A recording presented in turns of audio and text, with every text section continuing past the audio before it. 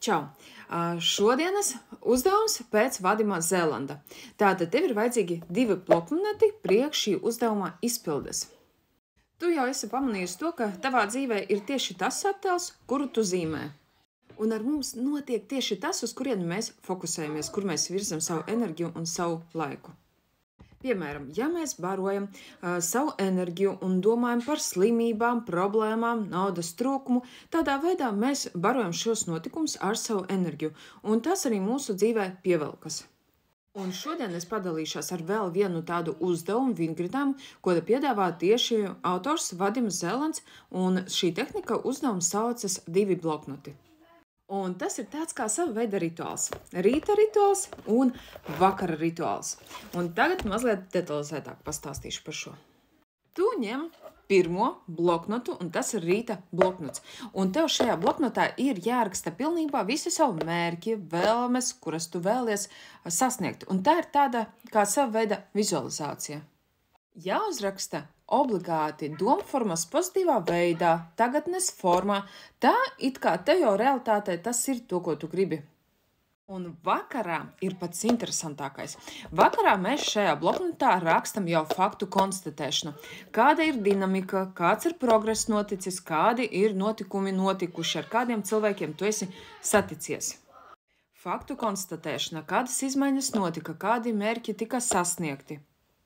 Un rīta bloknotā mēs rakstam, uz kurieni tu tiecies, kādus mērķus tu vēlies sasniegt. Piemēram, 11. no rīta es novadu konsultāciju tikšanos ar klientu un saņemu šādu un tādu rezultātu. Un tev vajag obligāti iztēloties, kā tas notiek, un pilnībā vizualizēt. Un tu esi mērķēts tieši uz rezultātu, un tev obligāti viņu vajag aprakstīt, lai tava zemapziņa, prāts saprot, ko tu tieši konkrēti gribi un kā tas izskatās. Vakarā toties veicot faktu konstatēšanu, tu atzīmē pilnībā savus sasniegumus, panākumus, kurus dienas laikā tu esi guvis.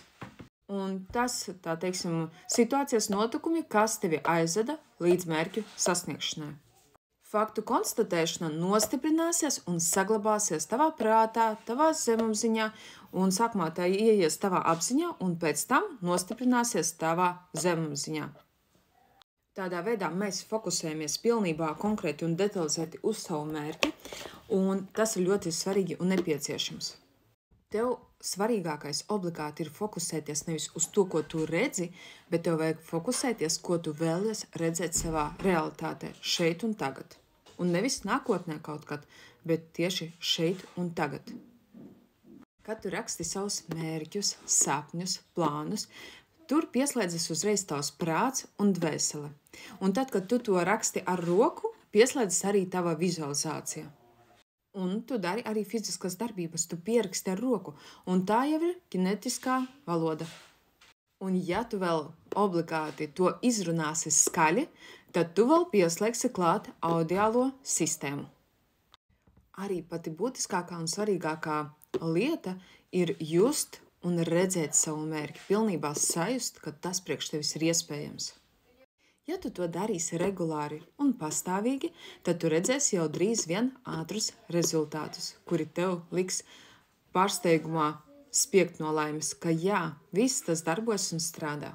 Novēlu tev ātru mērķu sasniegšanu, un tev viss noteikti izdosies.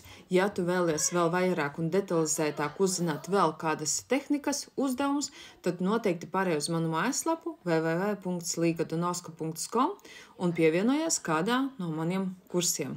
Tur jau es dodu vēl vairāk un paplašinātāku informāciju, lai tu sasniegtu savus mērķus un īstenotu un piepildītu savus sapņus. Tiekamies!